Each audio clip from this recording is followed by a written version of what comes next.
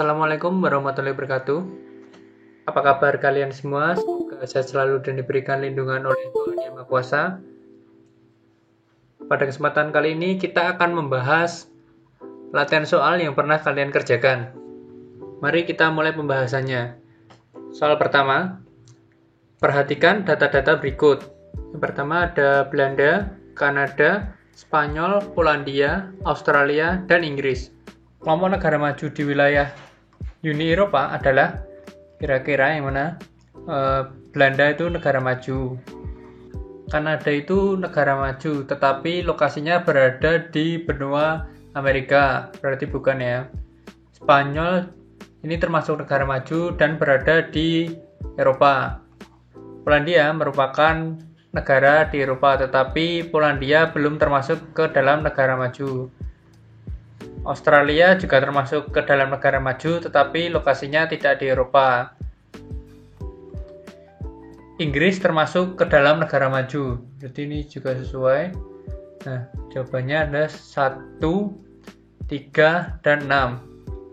Jadi jawabannya B ya. Nah, tetapi ada berita terbaru mengenai keanggotaan Uni Eropa dengan Inggris. Jadi Inggris pada tanggal 1 Februari tahun 2020 sudah keluar dari Uni Eropa. Nah, tetapi untuk kewilayahannya masih ke dalam Uni Eropa, sedangkan untuk keanggotaannya tidak termasuk ke Uni Eropa. Jadi dimungkinkan pada soal selanjutnya bila menemui contoh pertanyaan keanggotaan, Inggris bukan lagi menjadi anggota dari Uni Eropa ya. Kita lanjut ke soal berikutnya. Negara-negara di kawasan belahan bumi utara identik dengan negara maju. Namun, ada negara maju yang terletak di bumi bagian selatan, yaitu Singapura negara maju, Taiwan bukan, jadi ini bukan ya. Australia dan Hong Kong. Australia negara maju dan terletak di bumi bagian selatan, tetapi Hong Kong bukan negara maju. Jepang dan Hong Kong. Jepang itu negara maju, tetapi lebih condong ke bumi bagian utara ya. Sedangkan Hong Kong juga tidak. Selandia Baru dan Australia. Nah, ini sesuai ya. Selandia Baru dan Australia kan negara maju dan lokasinya juga berada di bumi bagian selatan. Jepang dan Rusia tidak, berarti jawabannya yang D. Soal berikutnya, organisasi internasional di lingkungan Dewan Ekonomi dan Sosial PBB yang berfokus pada permasalahan dan kesejahteraan tenaga kerja di dunia. Jadi ini organisasi yang berada di bawah PBB ya. ILO itu membahas mengenai masalah buruh dan tenaga kerja. Berarti ini sesuai ya, karena masalah kesejahteraan tenaga kerja. Jadi jawabannya A. Jadi jawabannya ini ya, ILO. Sedangkan WHO itu membahas mengenai kesehatan dan kesejahteraan penduduk dunia. Sedangkan IMF membahas mengenai keuangan dunia. UNICEF itu lebih mengarah pada kesejahteraan anak-anak di seluruh dunia. Sedangkan ASEAN itu organisasi yang ada di Asia Tenggara. Soal berikutnya, SEATO dan ANZUS merupakan kerjasama regional dengan latar belakang. SEATO sendiri adalah organisasi yang dibentuk oleh anggota-anggota ASEAN dan tujuannya yaitu mengenai pertahanan dan keamanan suatu wilayah. ANZUS ini juga membahas mengenai pertahanan dan keamanan yang dibuat oleh Australia, Selandia Baru, dan Amerika. Jadi jawaban yang paling tepat yaitu D, pertahanan dan keamanan. Soal selanjutnya, dampak positif kerjasama internasional di bidang ekonomi adalah utamanya bidang ekonomi ya. Meningkatkan devisa negara bisa jadi, membantu pengembangan ilmu pengetahuan dan teknologi. Ini kurang sesuai ya, karena keterkaitannya dengan ekonomi. Memunculkan akulturasi budaya, ini juga kurang sesuai. Memacu penemuan teknologi yang lebih efisien, ini juga kurang sesuai, hampir mirip dengan yang B. Membantu penyelesaian sengketa dengan negara sahabat, ini bukan. Jadi jawabannya yang A ya.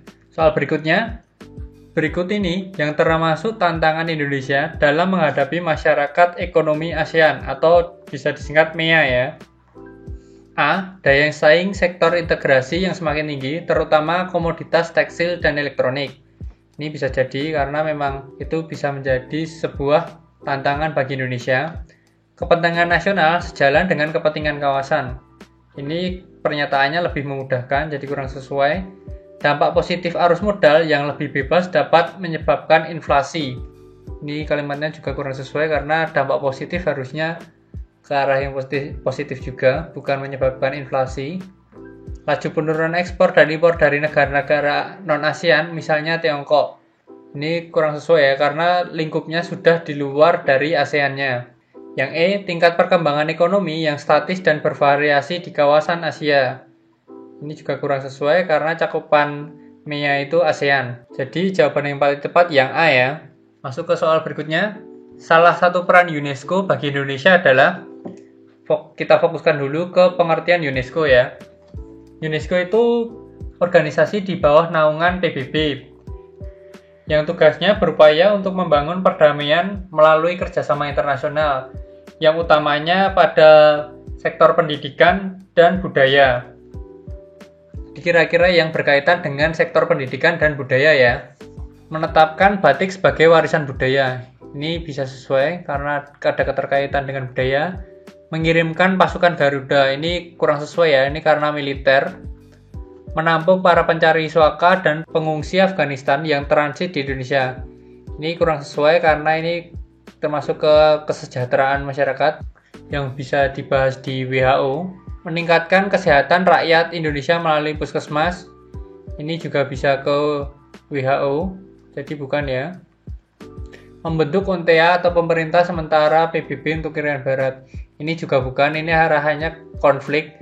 UNTEA itu organisasi yang dibentuk untuk menengahi konflik yang terjadi antara Indonesia dengan Belanda. Jadi jawaban yang tepat ini yang A. Soal berikutnya, salah satu tantangan terbesar MEA adalah menghadapi persaingan global dari negara. MEA sendiri kan lokasinya berada di ASEAN atau Asia Tenggara. Nah, kira-kira negara yang dekat dengan ASEAN dari pilihan ini yang mana ya? Amerika Serikat itu produksinya bagus tetapi lokasinya relatif jauh dengan ASEAN. Inggris kurang sesuai, lokasinya juga jauh. Rusia juga tidak. Tiongkok atau Cina berada di Asia, lokasinya dekat dan hasil produksinya juga besar. Ini kemungkinan bisa. Arab Saudi tidak sesuai karena memang ASEAN bukan pasarnya minyak mentah ya. Jadi yang paling tepat yang D. Nomor 9, dampak positif pasar bebas bagi Indonesia adalah pertama, terbukanya peluang ekspor yang besar.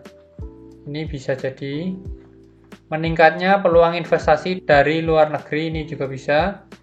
Adanya perbaikan kualitas produk karena dorongan persaingan. Ini bisa agar mutunya tetap terjaga. Meningkatnya konsumsi masyarakat terhadap produk lokal. Ini kurang sesuai ya, karena biasanya penggalakan produk lokal itu kurang terkait dengan pasar bebas. Jadi jawaban yang betul 1, 2, 3 benar. Jadi jawabannya A ya. Soal berikutnya, faktor pendorong kerjasama internasional dapat dilihat dari perbedaan sumber daya alam. Ini bisa karena adanya perbedaan itu pasti ingin saling melengkapi. Selanjutnya, persamaan selera dan kebutuhan kurang sesuai ya, karena biasanya adanya persamaan selera atau kebutuhan itu malah menjadi persaingan karena saling membutuhkan suatu produk dari negara lain. Perbedaan pengetahuan dan teknologi ini bisa karena dijadikan untuk sarana tukar pikiran atau pengetahuan. Jadi di sini perbedaan ya, bukan kesenjangan pengetahuan. Jadi ini bisa. Persamaan iklim ini juga kurang sesuai karena biasanya di negara-negara yang iklimnya sama, sumber daya alamnya juga hampir mirip-mirip. Jadi jawaban yang betul 1 dan 3 yaitu B ya. Selanjutnya, berikut ini termasuk tujuan dibentuknya masyarakat ekonomi ASEAN adalah, jadi ini MEA ya, masyarakat ekonomi ASEAN. Penanaman modal global dimanfaatkan oleh Indonesia untuk mengalirkan modal yang ditempatkan di aset berdenominasi rupiah. Ini kurang sesuai ya, berdenominasi ini mengarahkan modal yang ada ke saham. Jadi seharusnya kan modal yang ada difungsikan langsung ke dalam produksi atau industri yang ada di Indonesia. Jadi ini kurang sesuai. Mengendalikan pasar bebas di Asia dan mendorong produsen untuk meningkatkan kualitas produknya agar mampu bersaing dengan negara lain. Nah, meningkatkan kualitas produknya ini bisa, tetapi ini ada sebuah kalimat yang rancu di sini, yaitu di Asia, sedangkan cakupan MIA itu hanya di Asia Tenggara atau ASEAN saja. Jadi ini juga kurang sesuai. Peningkatan efisiensi daya saing serta pembukaan peluang penyerapan tenaga kerja di kawasan ASEAN. Ini bisa jadi sebenarnya meningkatkan stabilitas perekonomian di kawasan ASEAN dan membentuk kawasan ekonomi yang kuat antar negara anggota ASEAN. Ini bisa karena memang ekonominya ditujukan untuk stabilitas perekonomian. Jadi dimungkinkan 3-4, tetapi kan di pilihan jawabannya tidak ada. Kita pilih saja yang D jika jawaban 4 saja yang benar. Nomor 12, salah satu dampak negatif kerjasama ekonomi antar negara adalah, jadi kita fokuskan pada dampak negatif dan kerjasama ekonomi. Terjadinya alih fungsi teknologi, ini bisa berupa dampak negatif ataupun positif. Contohnya nih, bisa positif yaitu perubahan teknologi dari tradisional ke modern seperti halnya penggunaan hewan seperti sapi yang diubah menjadi penggunaan traktor pada bidang pertanian. Tapi bisa juga contoh negatif seperti halnya pengurangan karyawan yang digantikan oleh tenaga kerja mesin ataupun robotik. Berkurangnya jumlah tenaga kerja terdidik di dalam negeri. Ini juga kurang sesuai. Mungkin ini dampak negatif, tetapi ini lebih ke tenaga kerjaan. Terjadinya penurunan devisa. Ini bisa terjadi karena memang bila barang dari suatu negara lebih didominasi barang impornya, hal itu dapat menjadikan penurunan devisa. Ketergantungan dengan negara lain ini hal negatif juga, tetapi kurang begitu spesifik terhadap apanya.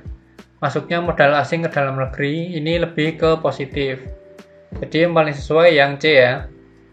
Berikutnya, besar jumlah penduduk menjadi potensi Indonesia dalam menghadapi MEA.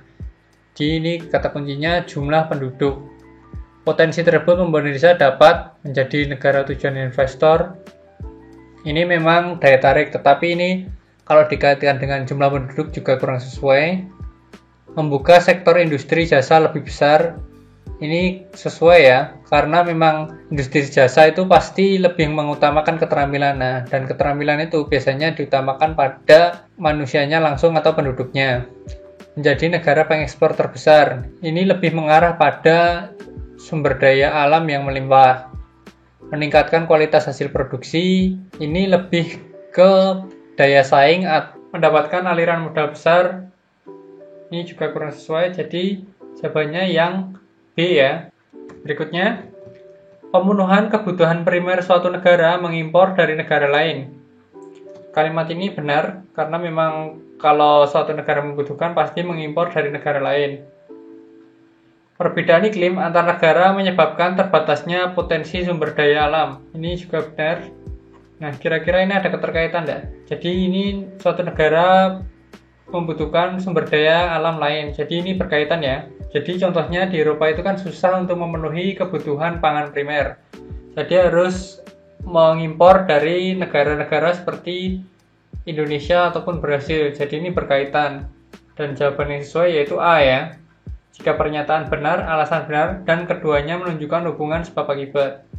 Berikutnya, pengusaha asing yang berinvestasi di Indonesia mulai mendirikan pabrik dan industri. Hasil produksi yang lebih sedikit daripada jumlah permintaan menyebabkan terjadinya kenaikan harga. Kalimat yang pertama ini sesuai, benar atau hasil produksi yang lebih sedikit daripada jumlah permintaan menyebabkan terjadinya kenaikan harga, ini juga benar. Nah, apakah ini berkaitan? Pengusaha asing berinvestasi di Indonesia mulai mendirikan pabrik. Jadi pendirian ya. Hasil produksi lebih sedikit. Mendirikan pabrik seharusnya kan hasil produksinya lebih banyak. Jadi ini kurang sesuai. Tapi kedua pernyataan ini benar. Jadi jawabannya yang B. Masuk ke latihan soal yang berikutnya. Kerjasama antara Indonesia dengan negara-negara di kawasan Asia Tenggara karena adanya kepentingan yang sama disebut kerjasama. Bilateral itu kerjasama antara dua negara. Internasional itu kerjasama yang dilakukan secara seluruh dunia, contohnya PBB. Multilateral itu hubungan negara dengan negara lain lebih dari satu negara.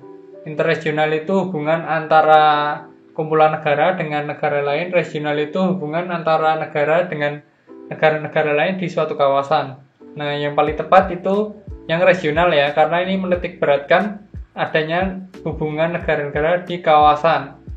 Nah, ini bisa dimungkinkan multilateral, tapi multilateral itu tidak begitu menekankan pada kawasan. Jadi bisa bebas berhubungan dengan negara lain. Jadi jawabannya E ya. Regional contohnya kan ASEAN. Ini bisa mengkaitkan multilateral itu Indonesia dengan beberapa negara yang ada di Arab Saudi, tetapi kan itu tidak berada dalam satu kawasan. Berikut ini strategi pembangunan Indonesia untuk menjadi negara maju, kecuali meningkatkan kompetensi keterampilan sumber daya manusia. Ini betul ya. Meningkatkan investasi baik dari pemerintah maupun swasta, ini bisa. Meningkatkan kualitas manusia dan masyarakat melalui pembangunan dalam bidang pendidikan dan kesehatan, ini juga bisa. Melakukan penelitian untuk meningkatkan produktivitas dan efisiensi sektor pertanian. Kebijakan pembangunan yang berfokus pada pembangunan fisik. Ini kurang sesuai ya, karena untuk menjadi negara maju itu tidak hanya pembangunan fisiknya saja. Jadi pembangunan sosial dan ekonomi juga sangat penting. Jadi tidak hanya berfokus pada infrastruktur. Jadi jawabannya yang E ya, karena ini memang kecuali. Nomor 3, Qatar merupakan negara kaya dengan pendapatan 129.726 USD per kapita. Akan tetapi, Qatar masih tergolong sebagai negara berkembang karena kita lihat pilihan opsi jawabannya. Jumlah penduduk yang sangat banyak kurang sesuai karena Qatar itu penduduknya relatif sedikit. Pengangguran terus bertambah. Ini juga kurang sesuai karena memang belum bisa mencukupi kebutuhan primer secara mandiri. Ini juga kurang. Penduduknya terlalu religius. Ini tidak ada keterkaitannya dengan suatu negara maju dan berkembang ya. Banyak tenaga kerja berasal dari luar negeri. Nah, ini paling sesuai karena negara maju biasanya dapat mengoptimalkan sumber daya manusia yang dimiliki. Soal berikutnya, salah satu faktor penyebab negara berkembang sulit untuk menjadi negara maju adalah jumlah penduduk terus menurun. Ini bukan, malah ini contoh dari negara maju. Pendapatan per kapita terlampau tinggi, ini juga termasuk ke dalam negara maju karena terlampau tinggi berarti memang melebihi batas tinggi pada umumnya ya. Penduduk terlalu terbuka dengan budaya luar, ini juga kurang sesuai karena faktor budaya kurang begitu mempengaruhi pada perkembangan suatu negara. Pendidikan masyarakat masih rendah, ini bisa. Tingkat kematian terus menurun. Ini faktor yang bagus ya, positif ya, karena tingkat kematian terus menurun. Jadi yang meninggal itu relatif menjadi lebih sedikit. Jadi jawaban yang tepat yang D. Nomor 5, tingkat kesehatan penduduk suatu negara terlihat dari tinggi rendahnya. Kita fokuskan pada tingkat kesehatan ya. Kepadatan penduduk ini kurang sesuai. Pendapatan per kapita juga kurang sesuai. Kematian menurut umur ini bisa. Angka harapan hidup ini bisa. Angka melek huruf ini kurang sesuai. Jadi opsinya 2 ini ya. Nah, C dan D ini memang memiliki keterkaitan dengan faktor kesehatan. Tapi lebih spesifiknya, jawaban yang lebih tepat yaitu yang C, yaitu kematian menurut umur. Mengapa demikian? Karena memang kematian menurut umur itu lebih spesifik pembagiannya berdasarkan umur-umur tertentu. Nah, sedangkan angka harapan hidup yaitu penggolongan taraf hidup suatu penduduk itu bisa bertahan hidup sampai umur berapa. Jadi itu lebih general. Jadi paham ya, ini kematian menurut umur itu lebih spesifik terhadap tingkat kesehatan. Masuk ke soal berikutnya. Singapura menjadi satu-satunya negara maju di kawasan Asia Tenggara karena kita lihat pilihan opsi jawabannya. Perekonomian utamanya di bidang agraris, ini kurang sesuai karena kita jarang melihat sawah atau perkebunan di Singapura. Memiliki banyak industri padat karya, ini juga kurang sesuai karena industri manufakturnya kurang begitu terlihat di Singapura. Sumber daya alamnya melimpah, ini juga kurang sesuai. Perekonomian utamanya di sektor industri dan jasa. Nah, ini sesuai ya, karena industrinya belum tentu cakupannya manufaktur atau apa, tapi terdapat industri di Singapura. Dan utamanya di Singapura terdapat sektor jasa yang sangat maju. jumlah sumber daya manusianya besar, tidak karena memang Singapura itu negaranya kecil, jadi dimungkinkan penduduknya juga sedikit. Jawaban yang tepat yang D ya. Berikutnya, salah satu indikator negara maju adalah angka mortalitas di bawah 70 tahun, angka harapan hidup di atas 70 tahun, angka beban ketergantungan tinggi, tingkat pengangguran tinggi, belum banyak industri yang menyerap banyak tenaga kerja. Kira-kira yang mana dari jawaban ini paling tepat yang B ya, angka harapan hidup di atas 70 tahun. Karena biasanya semakin rendah angka harapan hidupnya itu jadi indikator yang kurang baik terhadap negara maju tersebut. Ke soal berikutnya, nomor 8, salah satu faktor kondisi fisik yang mendorong kemajuan sektor peternakan di Amerika Serikat adalah, kira-kira yang mana? Memiliki prairie yang sangat luas. Kalau ada yang belum tahu, prairie itu padang rumput yang sangat luas. Jadi ini bisa ya, karena memang peternakan biasanya membutuhkan padang rumput yang luas, beriklim tropis dengan curah hujan yang tinggi. Ini kurang sesuai karena memang iklim tropis itu lebih ke hutan atau tanaman-tanaman besar. Memiliki modal yang besar, ini kurang spesifik. Wilayah pegunungannya luas, ini juga kurang sesuai dengan kondisi yang ada di Amerika Serikat. Karena memang kalau untuk pegunungan yang luas lebih ke Kanada. Memiliki SDM yang handal, ini bisa, tetapi kurang sesuai pada sektor peternakan kaitannya. Jadi jawaban yang tepat yang A ya. Perhatikan gambar berikut. Gambar ini semangka yang berbentuk ganti. Gambar di atas menunjukkan salah satu hasil teknologi pertanian dengan negara maju. Negara maju menerapkan teknologi pertanian tersebut adalah, kira-kira yang mana? Ini negara yang paling nyeleneh di negara Jepang ya. Memang kultur budaya Jepang itu biasanya memproduksi teknologi-teknologi yang aneh-aneh. Nomor 10, mata pencarian penduduk beraneka ragam di suatu wilayah merupakan ciri perkembangan wilayah tahap.